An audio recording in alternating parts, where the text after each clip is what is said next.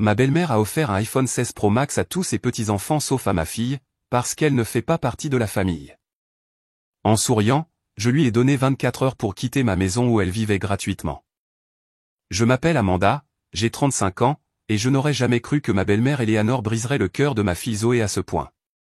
Quand Eleanor a emménagé dans notre maison de Portland il y a 2 ans, j'ai essayé de l'accueillir à bras ouverts malgré ses remarques subtiles. Mais lors de la célébration commune du 13e anniversaire de Zoé et de ses cousins, Eleanor a révélé ses véritables sentiments avec une seule phrase dévastatrice qui a laissé ma fille en larmes.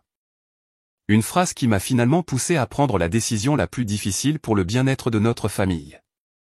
Avant de continuer cette histoire, faites-moi savoir d'où vous regardez dans les commentaires et appuyez sur le bouton d'abonnement si vous voulez entendre plus d'histoires sur la défense de votre famille.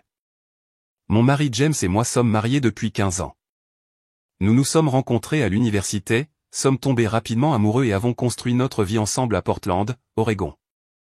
James a 37 ans, c'est un professeur de sciences de lycée dévoué qui passe des heures supplémentaires à aider les élèves en difficulté avec des concepts difficiles. Il est patient, gentil et est généralement celui qui apaise les conflits. Notre fille Zoé a 13 ans, une âme créative qui se perd dans des carnets de croquis et écrit des histoires qui me font verser des larmes de fierté. Ses professeurs louent constamment son imagination et ses talents artistiques. Zoé a toujours été sensible, prenant la critique à cœur. Mais elle possède aussi une force tranquille qui me rappelle moi-même à son âge. James a grandi comme enfant unique jusqu'à ce que son père se remarie quand James avait 12 ans. Ce mariage a amené un demi-frère, Thomas, dans l'image. Bien qu'ils aient grandi dans des foyers séparés, James et Thomas ont maintenu une relation décente au fil des ans. Thomas est maintenant marié à Heather, et ils ont des jumeaux de 14 ans, Lucas et Ava.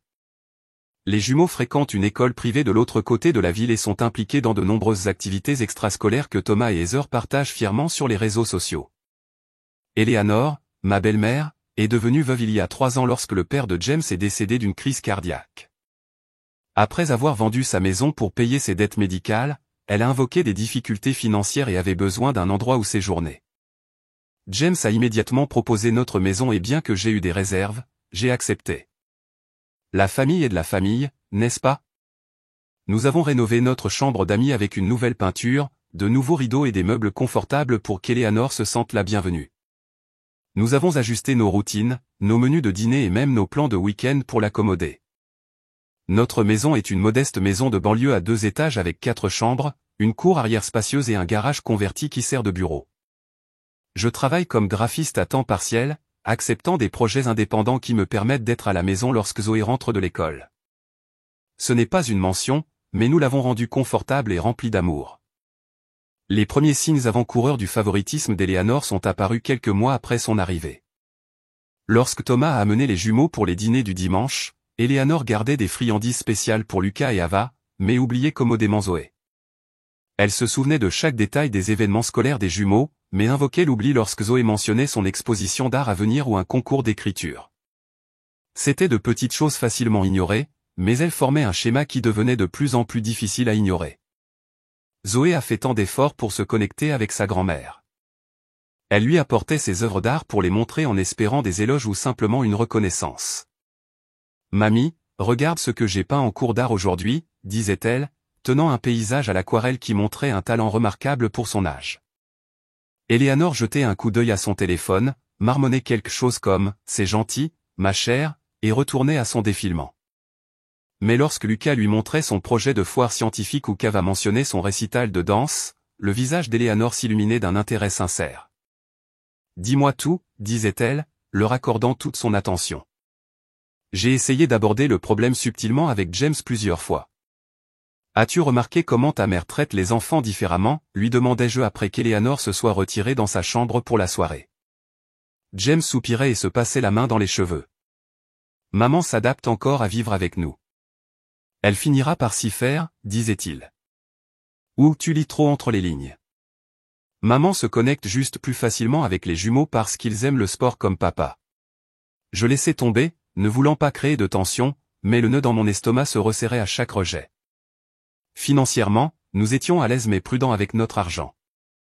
Le salaire d'enseignant de James et mon travail indépendant fournissaient suffisamment pour nos besoins, mais après avoir aidé Eleanor à s'installer et couvert certaines de ses dépenses courantes, nos économies avaient souffert.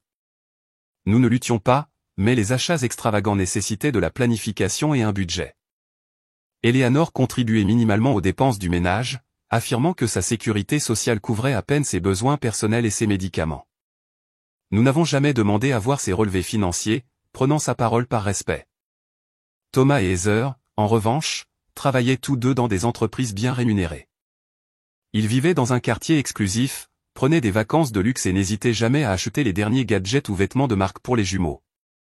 Je ne leur ai jamais reproché leur succès, mais j'ai parfois remarqué Eleanor faire des comparaisons qui laissaient Zoé se sentir inadéquate. Lucas et Ava vont en Europe cet été, annoncerait-elle au dîner. N'est-ce pas merveilleux que Thomas puisse offrir de telles expériences culturelles à ses enfants? L'implication que nous faisions en quelque sorte défaut à Zoé en ne correspondant pas à ces opportunités flottait dans l'air, tacite mais palpable. Malgré ces courants de tension sous-jacents, nous maintenions des réunions de famille régulières, des dîners mensuels, des célébrations de fêtes et des visites informelles le week-end maintenaient la famille élargie connectée. Thomas et Heather étaient suffisamment agréables, bien qu'un peu préoccupés par leurs propres réalisations, et les jumeaux étaient des adolescents typiques absorbés par leur téléphone et leur drame entre amis. Zoé se sentait souvent éclipsée lors de ces réunions, mais trouvait des coins tranquilles pour dessiner ou lire occasionnellement, essayant d'engager la conversation avec ses cousins avec un succès mitigé. Alors que le séjour d'Eleanor s'étendait de mois en année, la dynamique est devenue notre nouvelle normalité. J'ai appris à protéger Zoé des comparaisons les plus blessantes.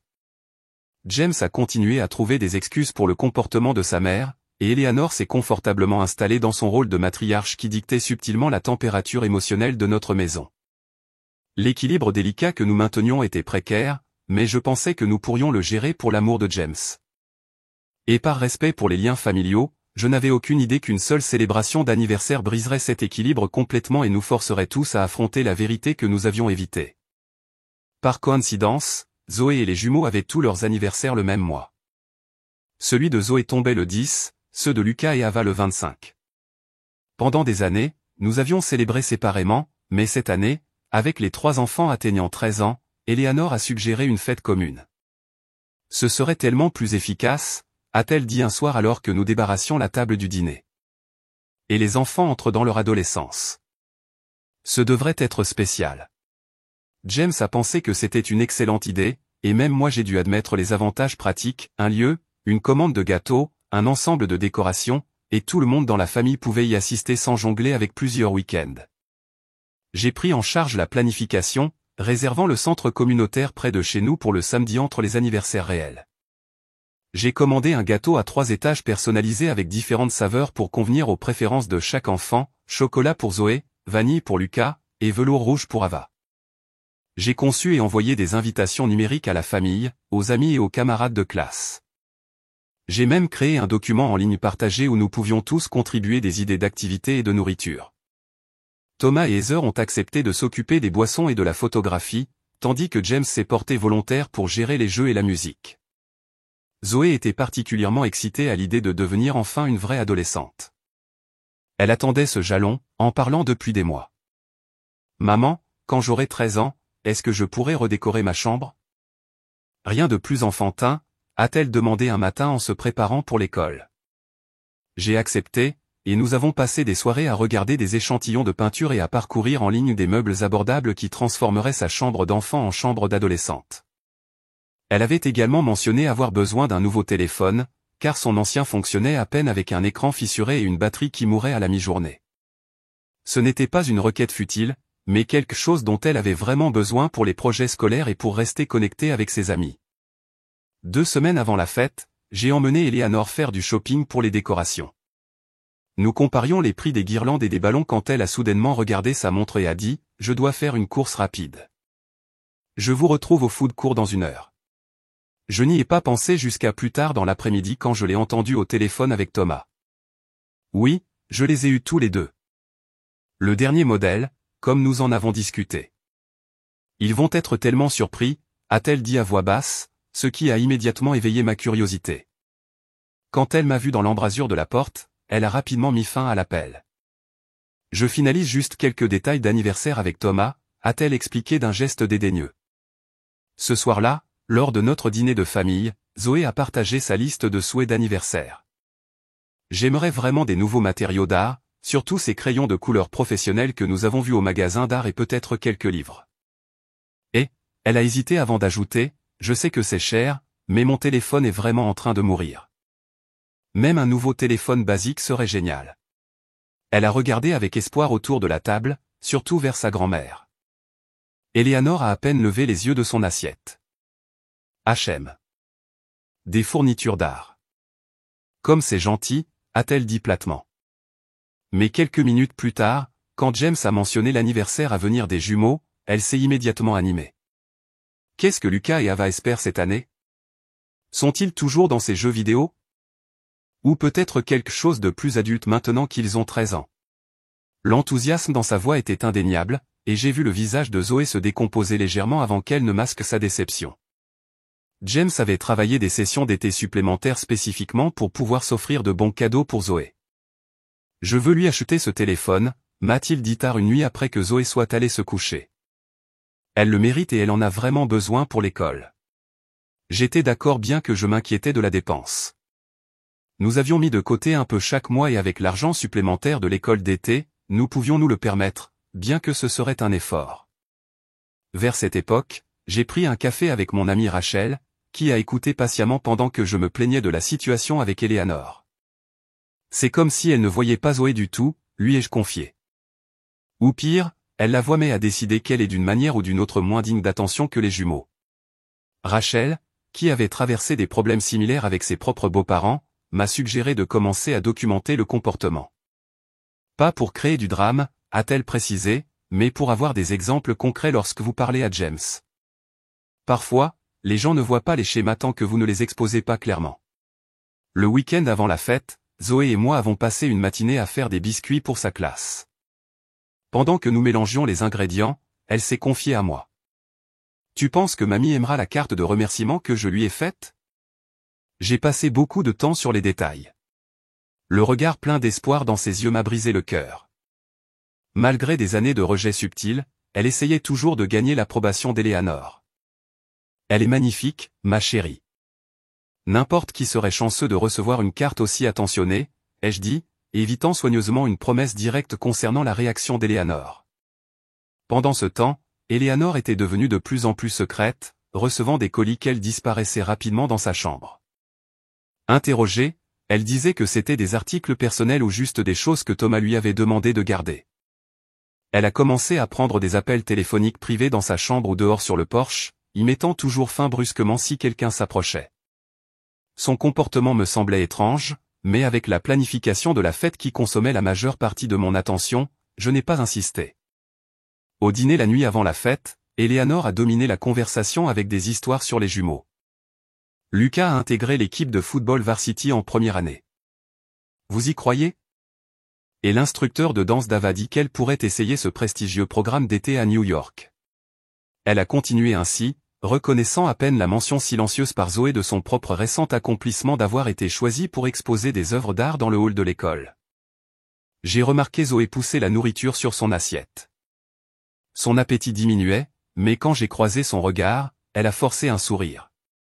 Je voulais réorienter la conversation pour laisser à Zoé l'espace de partager sa nouvelle, mais Eleanor a court-circuité chaque tentative. La veille de la fête a été une frénésie d'activités. James et moi avons pris l'après-midi pour décorer le centre communautaire. Zoé est venue directement de l'école pour aider à arranger soigneusement l'exposition de photos que j'avais créée, montrant les 3 enfants grandissant au fil des ans. Eleanor est arrivée en retard, portant plusieurs sacs de courses qu'elle a déposés dans une pièce à l'arrière sans explication. Juste quelques surprises de dernière minute, a-t-elle dit lorsque j'ai posé la question. Thomas et Heather sont passés brièvement pour vérifier l'installation, les jumeaux les suivant, les yeux rivés sur leur téléphone, sauf lorsqu'Eleanor les appelait pour des câlins et des exclamations sur leur croissance. Alors que nous rentrions en voiture ce soir-là, épuisés mais satisfaits de nos préparatifs, Zoé regardait par la fenêtre avec une expression rêveuse. Demain sera le meilleur jour de tous, a-t-elle dit avec une attente si innocente que j'ai tendu la main et lui ai serré la main. Si seulement j'avais su ce qu'Eleanor avait prévu, j'aurais peut-être pu préparer Zoé ou éviter le chagrin qui allait arriver. Mais à ce moment-là, j'ai partagé l'optimisme de ma fille et j'attendais avec impatience de célébrer ce jalon avec la famille et les amis qui l'aimaient. Le matin de la fête s'est levé clair et lumineux, un samedi parfait de septembre. Zoé était levée tôt, trop excitée pour dormir. Elle avait soigneusement choisi sa tenue la veille au soir, une nouvelle robe turquoise qui faisait ressortir le bleu de ses yeux, des baskets Converse argentées et le collier en argent en forme de cœur que James et moi lui avions offert plus tôt dans la semaine pour son anniversaire. Elle a passé du temps supplémentaire sur ses cheveux, essayant une nouvelle coiffure tressée qu'elle avait apprise d'un tutoriel vidéo. « Comment je suis, maman ?» a-t-elle demandé, en tournant sur elle-même. « Absolument magnifique », ai-je répondu honnêtement. « Plus que jamais, tu es une adolescente. » Nous sommes arrivés au centre communautaire une heure avant l'arrivée des invités. James a immédiatement commencé à installer le système sonore pendant que Zoé et moi mettions les dernières touches aux décorations. Nous avions transformé la pièce en un espace festif avec des ballons bleus, violets et argentés, des guirlandes lumineuses scintillantes et 3 grands tableaux d'affichage présentant des photos de chaque enfant fêtant son anniversaire. Une longue table contenait les cadeaux emballés de notre famille immédiate en attendant la cérémonie d'ouverture des cadeaux. Plus tard, Thomas et Heather sont arrivés avec les jumeaux exactement à 14 heures. Lucas et Ava étaient habillés en tenue coordonnée que je soupçonnais coûter plus que notre budget de fête entier. Eleanor s'est occupée d'eux, redressant immédiatement le col de Lucas et complimentant les chaussures de créateur d'Ava. Zoé s'est approchée avec un sourire timide, espérant clairement une attention similaire, mais Eleanor s'est contentée de hocher la tête dans sa direction avant de se retourner vers les jumeaux. J'ai vu la blessure éclater sur le visage de Zoé avant qu'elle ne se reprenne et n'aille saluer ses cousins. Bientôt, le centre communautaire s'est rempli des sons, des rires et des conversations d'adolescents. Nous avions invité des camarades de classe des 3 enfants, des voisins et des membres de la famille élargie, soit environ 40 personnes. Les activités que James avait prévues ont eu du succès, un photomaton avec des accessoires amusants, une station de karaoké et plusieurs espaces de jeux où les adolescents se rassemblaient en groupes changeants. Zoé a flotté entre les groupes d'amis, son nervosité initiale cédant la place à un véritable plaisir. J'ai croisé le regard de James à travers la pièce, et nous avons partagé un sourire de soulagement. Malgré la tension sous-jacente avec Eleanor, la fête se déroulait bien. La table des mets offrait une variété d'options appréciées des adolescents, mini-burgers, un bar à nachos à composer soi-même, des brochettes de fruits et une sélection de desserts individuels en plus du gâteau. Eleanor avait insisté pour apporter ses célèbres œufs farcis, bien que je savais qu'aucun des enfants n'y toucherait. Effectivement, les œufs sont restés intacts tandis que les autres aliments disparaissaient rapidement. À 16h30, il était temps de la cérémonie du gâteau. La création à 3 étages a été sortie, 13 bougies sur chaque niveau brillant chaleureusement. La foule s'est rassemblée, téléphone levé pour capturer le moment. Zoé, Lucas et Ava se tenaient côte à côte derrière le gâteau. Zoé au milieu puisque c'était son anniversaire le plus proche de la date de la fête. Fait un vœu, nous avons encouragé tout le monde après avoir fini de chanter. Les 3 adolescents ont échangé des regards, ont pris de profondes inspirations et ont soufflé leurs bougies à l'unisson. Des applaudissements et des acclamations ont éclaté alors que James commençait à couper et distribuer les parts de gâteau. Après le gâteau est venu le moment que beaucoup attendaient, l'ouverture des cadeaux. Nous avions installé 3 chaises à l'avant de la pièce, et les adolescents se sont assis pendant que les invités se rassemblaient autour. Ils ont commencé par les cadeaux des amis et de la famille élargie, ouvrant à tour de rôle des paquets contenant des livres, des cartes cadeaux, des vêtements et des bibelots. Zoé a reçu un beau carnet de croquis de sa meilleure amie, Lily, des fournitures d'art de plusieurs camarades de classe, et des livres de nos voisins. Elle a remercié chaque donateur avec une gratitude sincère, sa pile de cadeaux déballée grandissant régulièrement à côté d'elle. Lorsque la plupart des cadeaux avaient été ouverts, Eleanor s'est soudainement levée et s'est éclaircie la gorge. « J'ai quelque chose de spécial pour les enfants qui fêtent leur anniversaire », a-t-elle annoncé à voix haute, attirant toute l'attention sur elle. Elle a disparu dans la pièce de derrière et est revenue portant 2 boîtes emballées identiquement avec des nœuds dorés élaborés. Les boîtes étaient de la taille parfaite pour des téléphones, et mon estomac s'est serré d'appréhension. Pour mes petits-enfants adorés en ce jour d'anniversaire spécial, a proclamé Eleanor, remettant les paquets à Lucas et Ava avec une grande pompe. Les jumeaux ont déchiré avidement le papier d'emballage, et des halètements identiques se sont échappés d'eux alors qu'ils révélaient des téléphones iPhone 16 Pro Max flambant neufs, le dernier modèle sorti quelques semaines plus tôt. Ce n'étaient pas des téléphones basiques, mais la version haut de gamme avec la plus grande capacité de stockage, coûtant facilement plus de 1000 $ chacun. « Mamie, sans blague », s'est exclamé Lucas, sautant pour serrer Eleanor dans ses bras. « C'est incroyable. » « Merci beaucoup », a gazouillé Ava, serrant également sa grand-mère. Eleanor rayonnait de plaisir à leur réaction, acceptant leurs remerciements avec une fierté évidente. Seulement le meilleur pour mes petits-enfants, a-t-elle dit assez fort pour que tout le monde entende. La pièce était devenue plus silencieuse à mesure que les gens réalisaient l'extravagance des cadeaux. Tous les regards se sont tournés vers Zoé, qui était assise très calmement sur sa chaise, les mains jointes sur ses genoux. Son expression tenait une attente confuse alors qu'elle attendait que sa grand-mère produise un troisième paquet. Après tout, il y avait 3 célébrants d'anniversaire. Mamie ? Zoé a finalement dit, sa voix petite mais portant dans la pièce silencieuse. Tu m'as acheté quelque chose aussi ? Eleanor s'est tournée vers Zoé, et le regard sur son visage a fait couler mon sang-froid. Il n'était ni apologétique ni embarrassé. Il était dédaigneux, presque agacé d'être interrogé. C'est tout ce que j'ai, a-t-elle dit platement. Je n'ai acheté de cadeaux qu'à mes vrais petits-enfants. Le silence qui a suivi était absolu. 40 personnes ont collectivement retenu leur souffle, incapables de croire ce qu'elles venaient d'entendre. Le visage de Zoé s'est décomposé de confusion. Qu'est-ce que tu veux dire, a-t-elle demandé, la voix tremblante. Eleanor a haussé les épaules, un geste décontracté et cruel. Tu ne fais pas vraiment partie de la famille, ma chère. Pas par le sang, en tout cas. Il m'a fallu un moment pour assimiler ces paroles. Pas par le sang. L'implication m'a frappé comme un coup physique. Eleanor faisait référence au fait que Zoé était adoptée, quelque chose que nous n'avions jamais caché, mais que nous n'avions jamais non plus traité comme si cela la rendait moins notre fille. Nous l'avions adoptée en bas âge après des années de lutte contre la fertilité et elle avait été notre enfant bien-aimé dès l'instant où elle a été placée dans nos bras. Le fait qu'Eleanor utilise cela pour exclure Zoé était au-delà de la compréhension. Des larmes ont brouillé les yeux de Zoé et ont coulé sur ses joues. Elle s'est levée si rapidement que sa chaise a basculé en arrière, le bruit faisant sursauter dans le silence stupéfait. Puis elle a couru hors de la pièce, les épaules secouées de sanglots. J'ai immédiatement suivi, me contentant de jeter un regard à Eleanor qui promettait que ce n'était pas fini. J'ai trouvé Zoé dans les toilettes pour femmes, recroquevillée dans un coin, les genoux ramenés à sa poitrine. Son maquillage soigneusement appliqué était strié de larmes. Sa joie d'avant complètement éteinte. « Oh, ma chérie », ai-je dit, me mettant à genoux à côté d'elle et la tirant dans mes bras. Elle s'est effondrée contre moi, son corps secoué de sanglots. Pourquoi me déteste-t-elle, maman, a-t-elle étouffé entre 2 respirations. Qu'est-ce que je lui ai jamais fait? Rien, ma chérie. Tu n'as rien fait de mal, l'ai-je assuré, lui caressant les cheveux. Mamie est celle qui a le problème, pas toi. Tu es notre fille dans tous les sens qui comptent. Après plusieurs minutes à la tenir pendant qu'elle pleurait, j'ai aidé Zoé à se nettoyer le visage et à se recoiffer. Nous pouvons partir tout de suite si tu veux, ai-je proposé. Ou nous pouvons y retourner et montrer à mamie que ces mots ne peuvent pas te blesser.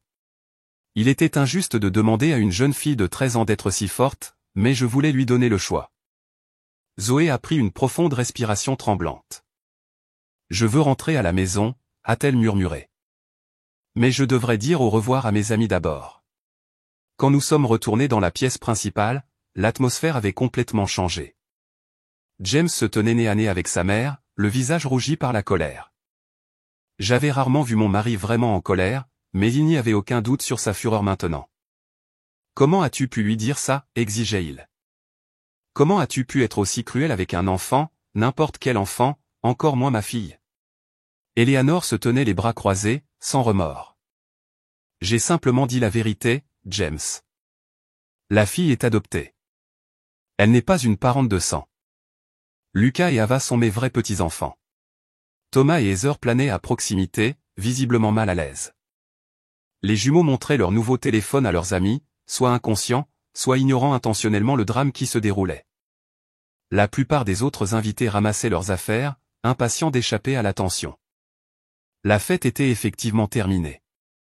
J'ai guidé Zoé le long du bord de la pièce, l'aidant à récupérer ses cadeaux et à dire au revoir rapidement à ses amis les plus proches. Lily, qu'elle soit bénie, a donné à Zoé un câlin féroce et a murmuré quelque chose qui a fait sourire Zoé en larmes. D'autres amis ont exprimé leur soutien par des touchés sur le bras ou des regards sympathiques. Le trajet de retour a été rempli d'un silence tendu. Eleanor était venue avec nous à la fête, mais Thomas a proposé de la ramener chez nous plus tard, voulant clairement l'éloigner de la situation immédiate. James tenait fermement le volant pendant tout le trajet, jetant occasionnellement un coup d'œil dans le rétroviseur à Zoé, qui regardait par la fenêtre, épuisée émotionnellement. Alors que nous nous arrêtions dans notre allée, j'ai tendu la main et posé ma main sur le bras de James. Nous devons parler de ce qui se passe ensuite, ai-je dit doucement. Il a hoché la tête, son expression sombre. Nous savions tous les deux que tout avait changé, et qu'il n'y avait pas de retour en arrière pour faire semblant que tout allait bien. Eleanor avait montré ses vraies couleurs de la manière la plus cruelle possible, et maintenant nous devions faire face aux conséquences. Ce soir-là, Zoé s'est retirée dans sa chambre immédiatement après notre arrivée à la maison, verrouillant la porte derrière elle. Malgré mes douces frappes et mes offres de réconfort, elle est restée séquestrée, ne me texant que pour dire qu'elle voulait être seule. J'ai respecté son besoin d'espace tout en gardant une oreille attentive aux sons de détresse. James et moi nous sommes retirés dans notre chambre pour une discussion animée sur sa mère. Je n'arrive pas à croire qu'elle ait dit une chose aussi sans cœur, ai-je dit, faisant les 100 pas pendant que James était assis sur le bord de notre lit, la tête dans les mains. En fait, je peux le croire. Les signes étaient là depuis le début, mais c'était au-delà de tout ce que j'aurais pu imaginer. Elle vieillit, James a dit faiblement. Peut-être qu'elle ne le pensait pas comme ça. Je me suis arrêté de faire les 100 pas et je l'ai regardé avec incrédulité. Es-tu sérieux en ce moment? Je n'ai acheté de cadeaux qu'à mes vrais petits-enfants. Tu ne fais pas vraiment partie de la famille. Comment exactement ne le pensait-elle pas comme ça? James a soupiré profondément, ses épaules s'affaissant. Je sais. Je sais. C'était inexcusable. Je veux juste. Elle est ma mère, Amanda. Je ne l'ai jamais vue agir comme ça auparavant. Vraiment? Jamais, l'ai-je mis au défi. Et Noël dernier quand elle a donné aux jumeaux ses systèmes de jeux coûteux et a acheté à Zoé un journal de 5 $ du magasin à 1 $? Ou quand elle a conduit 2 heures pour regarder le tournoi de baseball de Lucas, mais a affirmé qu'elle était trop fatiguée pour assister à l'exposition d'art de Zoé qui était à 10 minutes? Ou toutes ces fois où elle a oublié les préférences alimentaires de Zoé mais se souvient des collations préférées des jumeaux en détail. Cela se produit depuis des années, James. La seule différence est qu'aujourd'hui, elle a dit la partie silencieuse à voix haute. James est resté silencieux pendant un long moment, traitant mes paroles. Je suppose que je ne voulais pas le voir, a-t-il finalement admis. C'était plus facile de trouver des excuses que d'admettre que ma mère pouvait être si préjudiciable. Vers 23 heures, j'ai entendu des pleurs doux provenant de la chambre de Zoé et j'ai frappé doucement à sa porte. Ma chérie, puis-je entrer? Après un moment, la serrure a cliqué, et je suis entré pour la trouver recroquevillée sur son lit, serrant le lapin en peluche qu'elle avait depuis longtemps déclaré trop bébé, mais qu'elle n'avait jamais complètement abandonné. Je me suis assise à côté d'elle et lui ai caressé les cheveux, attendant qu'elle parle. Pourquoi mamie ne m'aime pas, maman, a-t-elle finalement posé la question qui m'a transpercé le cœur. Est-ce parce que je ne suis pas vraiment à vous? Écoute-moi, ai-je dit fermement, relevant son menton pour qu'elle croise mon regard. Tu es vraiment à nous dans tous les sens qui comptent. La biologie ne fait pas une famille. L'amour, si. Mamie a tort. Complètement tort. Son incapacité à voir cela en dit long sur elle et rien sur toi. Zoé a hoché la tête, mais je pouvais dire que mes mots, bien qu'appréciés, ne pouvaient pas complètement guérir la blessure qu'Eleanor avait infligée. Nous avons parlé jusqu'à ce qu'elle s'endorme, épuisée par cette journée émotionnelle. Je l'ai bordée et lui ai embrassé le front avant de quitter tranquillement la pièce. Le lendemain matin, Eleanor a agi comme si rien d'inhabituel ne s'était passé.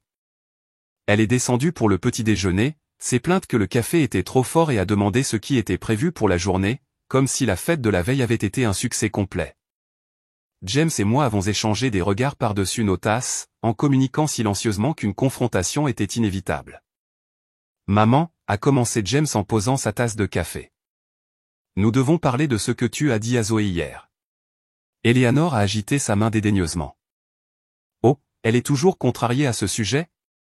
Les enfants sont si sensibles de nos jours. En montant, nous apprenions à nous endurcir. Tu as dit à ma fille qu'elle ne faisait pas partie de la famille, James a dit, sa voix basse mais intense. Tu l'as délibérément exclue tout en prodiguant des cadeaux coûteux à ses cousins. Comment aurait-elle dû se raffermir à ce sujet? Eleanor a soupiré dramatiquement. Je suis désolé si des sentiments ont été blessés. Ce n'était pas mon intention. Mais les faits sont les faits, James. La fille est adoptée. Lucas et Ava sont mes parents de sang. Son nom est Zoé, ai-je interjeté, incapable de me contenir. Pas la fille Zoé. Et elle est notre fille depuis qu'elle a 3 jours.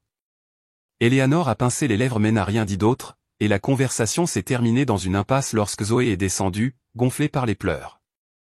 Eleanor l'a à peine remarqué, s'occupant du journal pendant que Zoé mangeait silencieusement un petit bol de céréales. Plus tard dans la journée, en faisant la lessive, j'ai trouvé un reçu dans la poche du pantalon d'Eleanor. Il provenait d'un magasin d'électronique montrant l'achat de 2 téléphones iPhone 16 Pro Max pour un total de plus de $2500. La date sur le reçu était de 2 semaines plus tôt, confirmant que cela avait été une décision préméditée, et non une impulsion de dernière minute. La découverte m'a frappé comme un coup de poing. Eleanor avait prévu d'exclure Zoé tout le temps pour humilier publiquement mon enfant le jour de son anniversaire. Encore plus troublant était la réalisation qu'Eleanor avait clairement des économies substantielles malgré le fait qu'elle prétendait avoir des difficultés financières comme raison d'emménager avec nous. $2500 pour des téléphones n'était pas une petite dépense pour quelqu'un qui prétendait avoir du mal à joindre les deux bouts. Combien d'autres mensonges nous avait-elle racontés? Au cours des jours suivants, Zoé s'est retirée des activités familiales. Elle prenait ses repas dans sa chambre, invoquant des devoirs scolaires et évitait le salon lorsqu'Eleanor était présente. Elle a cessé de partager ses œuvres d'art et s'est tue pendant les rares dîners où elle nous rejoignait à table. L'enfant créative et vivante qui remplissait notre maison d'histoire et de rire s'était repliée sur elle-même. Le mercredi, j'ai reçu un appel du conseiller scolaire de Zoé. Madame Walker, je voulais prendre des nouvelles de Zoé. Elle a été inhabituellement silencieuse en classe et son professeur d'anglais a mentionné qu'elle ne rend pas ses devoirs, ce qui est très inhabituel pour elle. Est-il arrivé quelque chose dont nous devrions être au courant? L'appel a confirmé ce que je savais déjà. Les dégâts infligés par Eleanor allaient au-delà des blessures. Cela affectait les études de Zoé, ses interactions sociales, son sens de soi tout entier. Ma colère, qui couvait juste sous la surface, a commencé à bouillir. Ce soir-là, j'ai confronté Eleanor directement au sujet du reçu. Tu as dépensé plus de $2000 en téléphone pour les jumeaux, mais tu n'as rien pu obtenir pour Zoé. Et pendant tout ce temps, tu as prétendu que tu pouvais à peine payer tes médicaments. Le visage d'Eleanor s'est durci. Mon argent, c'est mes affaires, Amanda.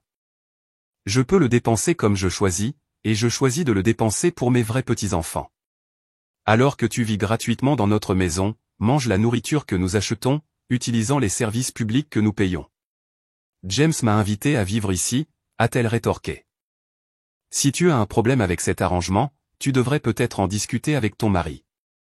James, qui était devenu de plus en plus silencieux en traitant la vraie nature de sa mère, commençait à voir la situation plus clairement. Ce soir-là, il a admis, je pense que maman nous manipule, utilisant ses prétendus problèmes financiers pour obtenir de la sympathie tout en thésaurisant son argent pour les choses qu'elle veut vraiment dépenser, comme dorloter les jumeaux. La tension dans notre foyer devenait de plus en plus épaisse chaque jour. Eleanor a commencé à faire des commentaires déplacés sur mon éducation, ma cuisine, même mon apparence. Pas étonnant que Zoé soit si sensible avec toi qui la couve constamment, a-t-elle fait remarquer pendant le dîner. Ou peut-être que si tu passais plus de temps à apprendre à Zoé les bonnes manières au lieu d'encourager tout ce non-sens artistique, elle s'intégrerait mieux à la bonne société. Le coup de grâce est arrivé une semaine après la fête. Zoé nous avait rejoints à contre-cœur pour le dîner, poussant la nourriture sur son assiette, tandis qu'Eleanor dominait la conversation avec des nouvelles sur la récente promotion de Thomas. Quand Zoé a poliment demandé à être excusée, Eleanor a ricané, s'enfuyant à nouveau. Tu es trop sensible, tout comme ta mère. Il n'est pas étonnant que tu aies du mal à être acceptée. Les yeux de Zoé se sont remplis de larmes alors qu'elle fuyait la table. James s'est immédiatement levé, sa serviette jetée. Ça suffit, maman. Tu es allée trop loin. Eleanor avait l'air sincèrement surprise de sa réaction. Je faisais juste une observation. La fille a besoin de développer une peau plus épaisse si elle veut survivre dans ce monde. Alors que James suivait Zoé à l'étage pour la réconforter, je suis resté à table, fixant ma belle-mère. Une clarté calme m'a envahi. Cette femme était toxique et elle empoisonnait notre maison, notre famille, et surtout, l'estime de soi de mon enfant. Quelque chose devait changer, et cela devait se faire immédiatement. Cette nuit-là, je n'ai pas pu dormir. Je suis resté éveillé à côté de James, mon esprit courant à travers les options et les scénarios. Vers 3 heures du matin, je me suis glissé hors du lit et je suis descendu dans la cuisine, ouvrant mon ordinateur portable sur la table. J'ai passé des heures à rechercher la maltraitance émotionnelle, les limites familiales et l'impact des relations toxiques sur le développement des enfants. Tout ce que j'ai lu a confirmé ce que mon cœur savait déjà, laisser Eleanor continuer à saper le sentiment d'appartenance de Zoé causerait des dommages à long terme au bien-être émotionnel de ma fille. Quand James est descendu à 6h30, il m'a trouvé toujours à la table de la cuisine, plusieurs onglets ouverts et des notes griffonnées sur un bloc-notes. « Tu es resté debout toute la nuit ?» a-t-il observé, l'inquiétude marquant ses traits. « James, nous devons parler de ta mère », ai-je dit directement. « Cette situation n'est pas durable. L'impact sur Zoé est trop grave. » Il a hoché la tête lentement, se versant du café avant de me rejoindre à la table. « Je sais. J'y ai pensé aussi. Ce qu'elle a dit à la fête et puis encore hier soir. C'est inexcusable. C'est plus que ça, ai-je souligné. C'est un schéma de comportement qui s'intensifie depuis des années. L'incident de la fête n'était que l'exemple le plus public et le plus flagrant.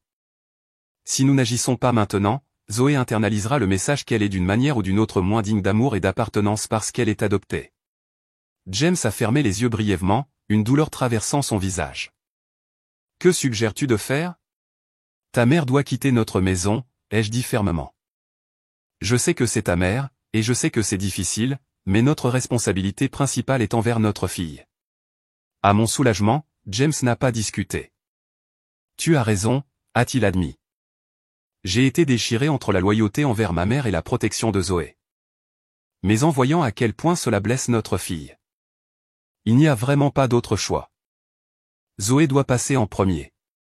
Nous avons passé l'heure suivante à esquisser un plan. James irait travailler comme d'habitude, ne voulant pas alerter Eleanor de la confrontation imminente. J'appellerai malade pour mon travail indépendant, expliquant à mon client qu'une urgence familiale était survenue. Après le départ de Zoé pour l'école, j'aurai la conversation nécessaire avec Eleanor. Avant de mettre en œuvre notre plan, j'ai appelé ma propre mère pour obtenir des conseils et du soutien. Maman avait toujours été une voix de raison dans les situations difficiles, et aujourd'hui ne faisait pas exception. Tu fais la bonne chose, Amanda, m'a-t-elle assuré. Aucun enfant ne devrait se sentir indésirable dans sa propre maison, surtout de la part d'une grand-mère qui devrait être une source d'amour inconditionnel. Sois ferme mais calme. Il s'agit du bien-être de Zoé, pas de punir Eleanor, même si Dieu sait qu'elle le mérite. Après avoir terminé l'appel, j'ai attendu qu'Eleanor parte pour son voyage d'épicerie hebdomadaire. Le répit temporaire de sa présence m'a permis de rassembler mes pensées et de me préparer mentalement à la confrontation à venir. J'ai réfléchi à mes propres expériences d'enfance avec ma grand-mère maternelle, une femme critique qui m'avait fait me sentir constamment inadéquate. J'avais juré de ne jamais laisser Zoé vivre ce genre de manipulation émotionnelle. Pourtant, nous voilà, avec une histoire qui se répète dans ma propre maison. À 11h, Eleanor est revenue avec plusieurs sacs de courses. Je l'ai aidée à décharger les courses, engageant une conversation décontractée sur la météo et les nouvelles locales. Une fois tout rangé, j'ai suggéré que nous nous asseyions pour prendre un café. Il y a quelque chose d'important dont nous devons discuter, ai-je dit, en gardant mon ton neutre. Eleanor m'a suivi à la table de la cuisine, une expression de légère curiosité sur son visage. J'ai placé une tasse de café devant elle, exactement comme elle l'aimait, avec un sucre et un trait de crème. Je me suis assise en face d'elle, mes mains serrant la mienne pour les empêcher de trembler. Eleanor, ai-je commencé calmement. Je veux parler de ce qui s'est passé à la fête d'anniversaire et des commentaires que tu as fait à Zoé. Elle a roulé des yeux légèrement. On en est encore là ? Je pensais qu'on avait dépassé ça. Non, nous n'avons pas dépassé ça, ai-je dit fermement. Ce que tu as dit a profondément blessé Zoé. Lui dire qu'elle ne fait pas partie de la famille parce qu'elle est adoptée était cruel et faux. Je me suis contenté de dire la vérité, a répondu Eleanor, en sirotant son café. La fille n'est pas ma parente de sang. Lucas et Ava le sont. C'est une simple question de génétique. Zoé est notre fille dans tous les sens qui comptent, ai-je rétorqué. La famille, c'est l'amour et l'engagement, pas seulement l'ADN. Et même si tu avais cette vision dépassée en privé, l'annoncer publiquement à la fête d'anniversaire de sa fille, tout en donnant des cadeaux coûteux à ses cousins, était délibérément blessant. L'expression d'Eleanor s'est durcie. Les enfants d'aujourd'hui sont trop choyés. À mon époque, nous apprenions à accepter la réalité sans toutes ces manipulations émotionnelles. Ce n'est pas du chouchoutage, ai-je dit, ma voix toujours contrôlée malgré ma colère montante.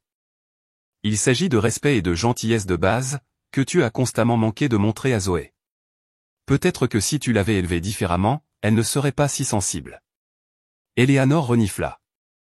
Bien que je suppose que compte tenu de ses origines inconnues, certaines tendances sont à prévoir. J'ai pris une profonde inspiration, comptant silencieusement jusqu'à 5 avant de répondre. Que entends-tu exactement par là? Eleanor s'est penchée en avant, apparemment ravie d'avoir provoqué une réaction. Soyons honnêtes, Amanda. Je n'ai jamais pensé que James aurait dû t'épouser en premier lieu. Tu viens d'un milieu social complètement différent du nôtre. Et puis adopter un enfant d'origine inconnue au lieu de continuer à essayer d'avoir un enfant biologique. Eh bien, ce n'était pas ce que j'aurais conseillé. Le masque était enfin complètement tombé. Je l'ai regardé un moment, sans voix face à la préjugée nue de ses paroles. Origine inconnue. Les autres enfants ont une bonne lignée, a poursuivi Eleanor, se réchauffant à son sujet maintenant qu'elle avait une audience. Bon sang des deux côtés. Thomas s'est marié de manière appropriée, et leurs enfants reflètent ce bon jugement. C'était comme si un brouillard s'était levé, révélant toute l'étendue de la vision du monde élitiste et préjudiciable d'Eleanor. Toutes les petites piques, les oublis fortuits, les louanges somptueuses pour les jumeaux, contrastant avec les critiques envers Zoé, prenaient soudain tout leur sens. Il ne s'agissait pas seulement d'adoption, mais de la perception d'Eleanor de la classe sociale et des liens familiaux appropriés. Ta petite fille est une personne gentille, créative, intelligente, ai-je dit, ma voix maintenant d'acier avec une colère contrôlée. Le fait que tu ne puisses pas voir sa valeur parce que tu es fixé sur une vieille notion d'élevage en dit long sur ton caractère et rien sur le sien. La bouche d'Eleanor se resserra en une fine ligne. Je vois que James ne t'a pas appris le respect approprié pour tes aînés. Mais alors, compte tenu de tes origines, peut-être que c'est à prévoir. Mes origines, ai-je répété. Tu veux dire mon père étant pompier et ma mère infirmière? Les gens qui m'ont appris que le caractère compte plus que le statut social? Qui m'ont élevé pour juger les gens par leurs actions, pas par leur pédigré. Précisément, Eleanor renifla. Parfaitement respectable, j'en suis sûr, mais pas vraiment le genre de famille avec laquelle James a été élevé pour s'associer. Et maintenant, tu élèves Zoé avec les mêmes valeurs communes. J'ai pris un moment pour me ressaisir, reconnaissant qu'Eleanor essayait de provoquer une réaction émotionnelle qui lui permettrait de rejeter mes préoccupations. Eleanor, ai-je dit. Finalement, je vais te demander directement. Veux-tu t'excuser auprès de Zoé pour ce que tu as dit à la fête et t'engager à la traiter avec le même respect et la même affection que tu montres à Lucas et Ava? La réponse d'Eleanor fut immédiate et sans excuse. Je n'ai rien à m'excuser. La vérité peut être inconfortable, mais cela ne la rend pas moins vraie. La fille n'est pas ma parente de sang, et je ne suis pas obligé de faire semblant du contraire. J'ai hoché lentement la tête, ayant reçu la réponse que j'attendais, mais que j'espérais toujours en vain. J'ai pris une profonde inspiration, me fortifiant pour ce qui allait suivre. Dans ce cas, j'ai besoin que tu emballes tes affaires et que tu quittes notre maison. Tu as 24 heures. Les yeux d'Eleanor s'écarquillèrent d'un véritable choc. Excusez-moi. Tu as 24 heures pour emballer tes affaires et trouver un autre logement, ai-je répété, ma voix calme mais ferme. Ce n'est pas négociable. C'est aussi la maison de James, a-t-elle bredouillé. Tu ne peux pas prendre cette décision seule. James et moi en avons déjà discuté, les jeux informés. Il est d'accord pour dire que ta présence est nuisible à Zoé et que tu dois partir. C'est absurde. Où suis-je censé aller avec si peu de préavis? Tu as des options, ai-je dit. Thomas a une chambre d'amis. Où tu pourrais utiliser une partie de l'argent que tu as dépensé pour les iPhones pour prendre un hôtel en attendant de trouver un appartement. Le choix t'appartient. Mais quoi qu'il en soit, tu ne vivras plus ici après demain matin. Le visage d'Eleanor rougit de colère. Tu ne peux pas me jeter dehors. Je suis une femme âgée. Tu es une femme de 67 ans en excellente santé qui a profité de notre hospitalité tout en thésaurisant secrètement de l'argent et en maltraitant émotionnellement notre fille, l'ai-je corrigé. Et oui, je peux absolument te demander de quitter ma maison dans ces circonstances. Eleanor s'est levée brusquement.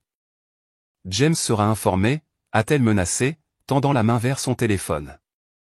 Oui, il le sera, ai-je accepté calmement. En fait, il attend votre appel. Eleanor a immédiatement appelé James à l'école, sa voix portant dans la cuisine alors qu'elle donnait sa version des faits. Ta femme a perdu la tête, me menaçant de me mettre à la rue après tout ce que j'ai fait pour cette famille. J'ai continué à siroter calmement mon café, me préparant mentalement pour la prochaine phase de la confrontation.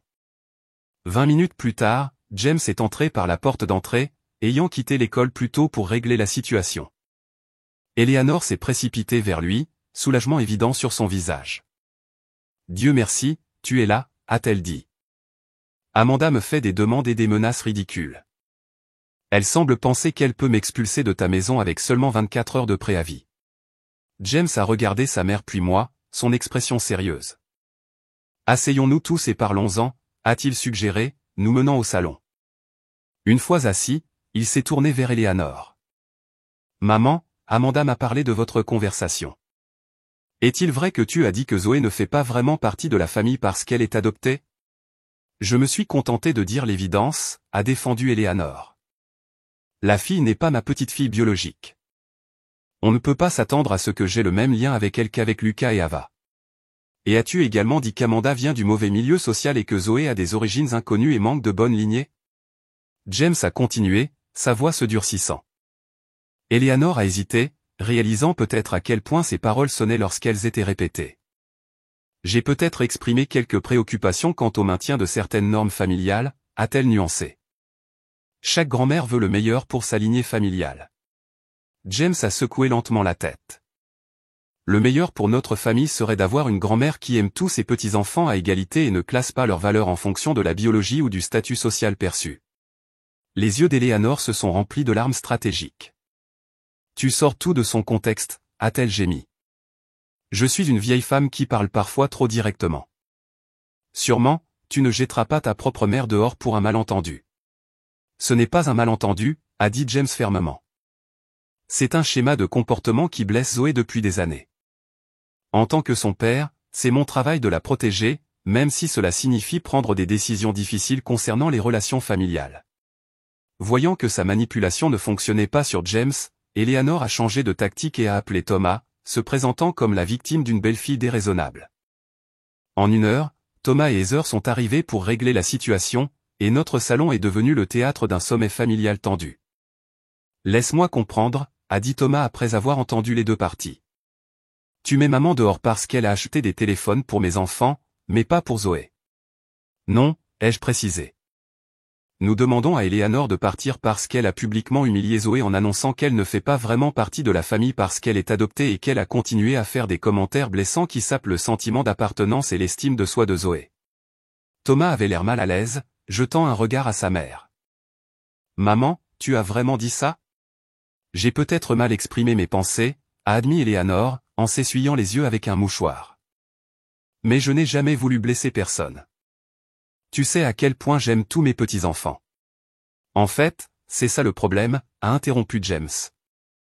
Tu n'aimes pas tous tes petits-enfants. Tu favorises constamment Lucas et Ava tout en traitant Zoé comme une pensée après coup au mieux et une intruse au pire. Heather, qui était silencieuse jusqu'à présent, a soudainement pris la parole. Eleanor, je l'ai remarqué aussi, a-t-elle dit doucement. La façon dont tu parles des enfants est très différente. Tu loues tout ce que Lucas et Ava font, mais tu reconnais rarement les réalisations de Zoé. Thomas avait l'air surpris par l'intervention de sa femme, mais Eleanor était indignée. Alors maintenant, tout le monde se ligue contre moi. Après tout ce que j'ai fait pour cette famille. Que as-tu fait exactement, maman, a demandé James. Tu vis gratuitement dans notre maison depuis 2 ans, tu contribues minimalement aux dépenses du ménage, prétendant avoir des difficultés financières, tout en ayant apparemment assez d'économies pour dépenser des milliers en cadeaux pour les jumeaux. La conversation a continué en cercle vicieux, Eleanor alternant entre justifications défensives et appels larmoyants à la loyauté familiale. Thomas a d'abord essayé de défendre sa mère, mais a progressivement compris la gravité de la situation à mesure que plus de détails émergeaient. Je ne savais rien de tout cela, a-t-il admis. Ce que maman dit quand nous ne sommes pas là. Ce n'est pas acceptable. Après près de 2 heures de discussion, Thomas a proposé un compromis. Maman peut rester avec nous temporairement pendant qu'elle cherche son propre logement. Il a suggéré que notre chambre d'amis est disponible et que cela donnerait à chacun un peu d'espace pour se calmer. Eleanor s'est immédiatement accrochée à cette option. Oui, ce serait le mieux. Je peux rester avec Thomas et Heather jusqu'à ce que cela se dissipe et qu'Amanda retrouve la raison. Il ne s'agit pas de retrouver la raison, ai-je déclaré fermement. C'est une limite permanente. Eleanor est la bienvenue à visiter notre maison à l'avenir si elle fait preuve d'un changement sincère et offre des excuses sincères à Zoé, mais elle ne vivra plus avec nous. Eleanor a ricané. Très bien, je m'excuserai si c'est ce qu'il faut pour rester. Non, a dit James, surprenant tout le monde par sa fermeté.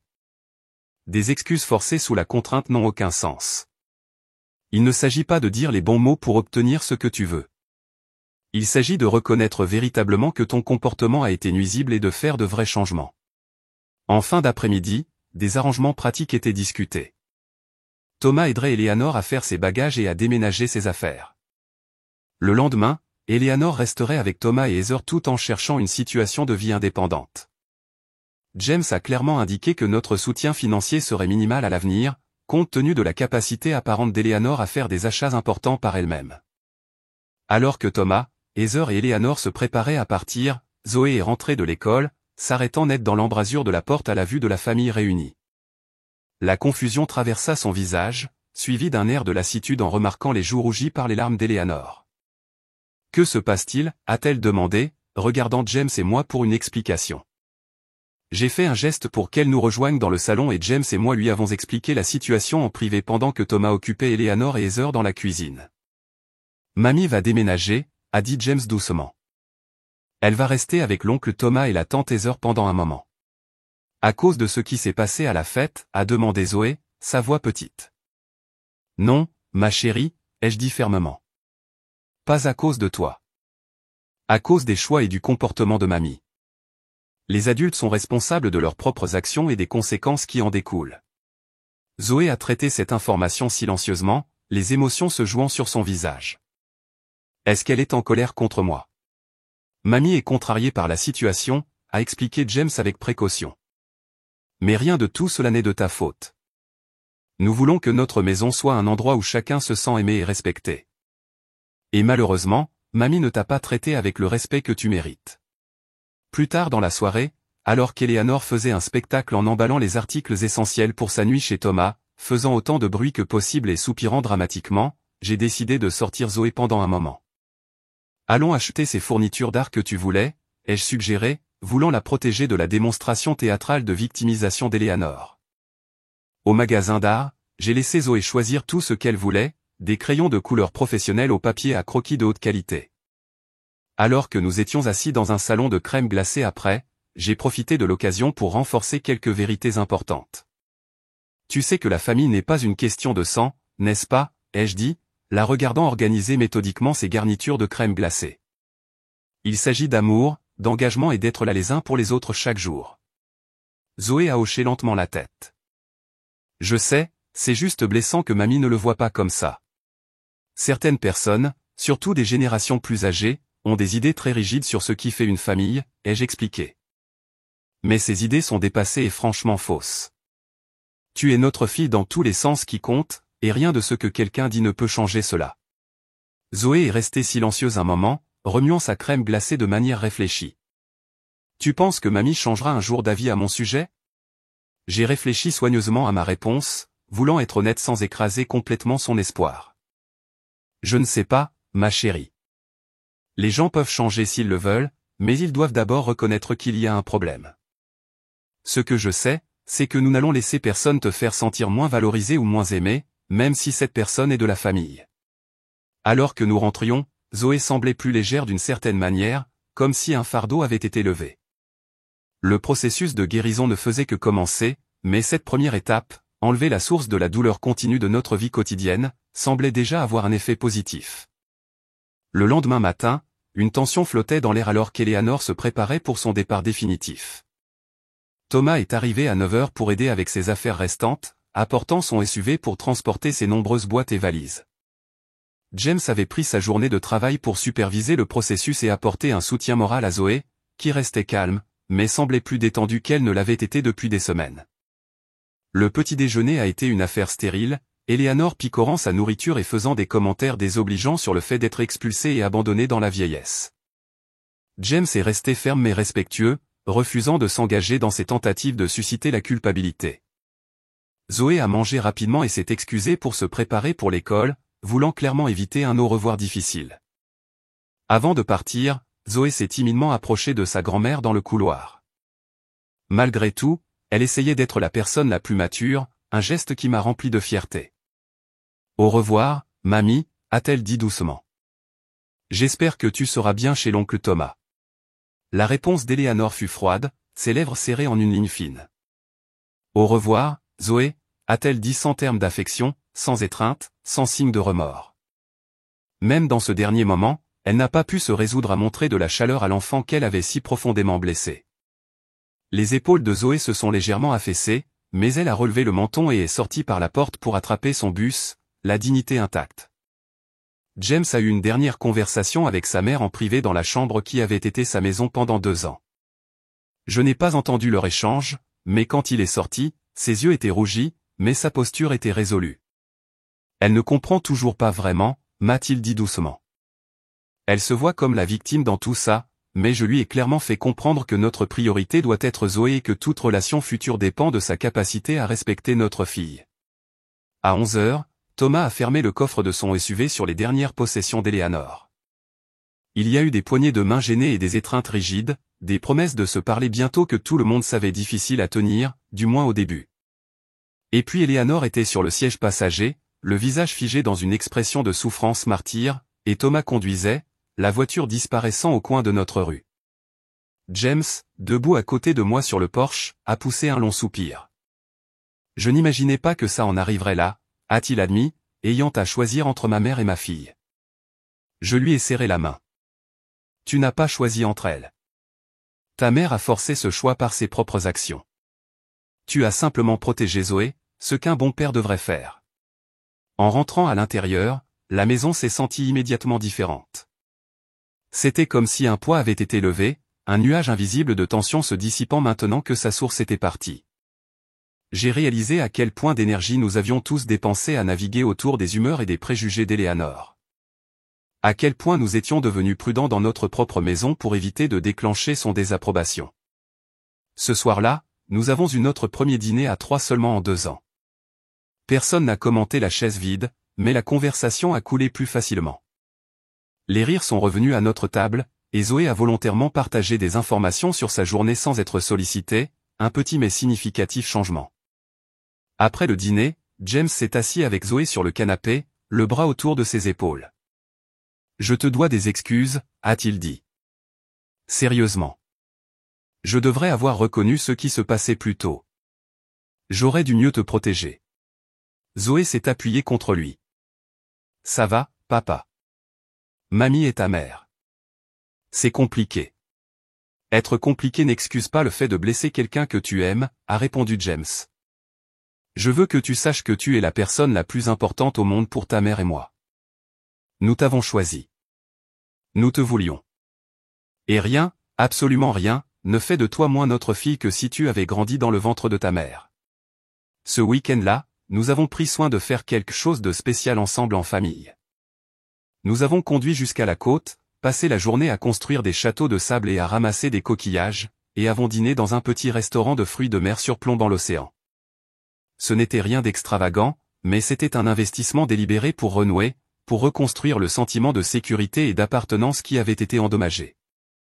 Au cours des semaines suivantes, nous avons appris qu'Eleanor avait emménagé dans la chambre d'amis de Thomas et Heather, une situation qui causait déjà une certaine tension. Thomas appelait James occasionnellement, parfois pour se plaindre du comportement difficile de leur mère, parfois pour signaler de petites améliorations dans son attitude.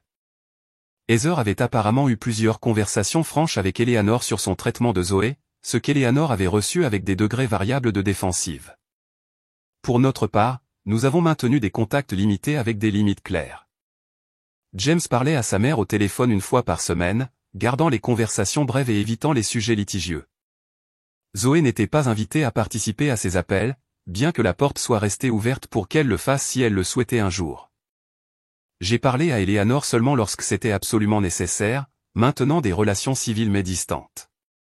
Nous avons commencé des séances de thérapie familiale pour aider à traiter l'expérience, en particulier pour Zoé.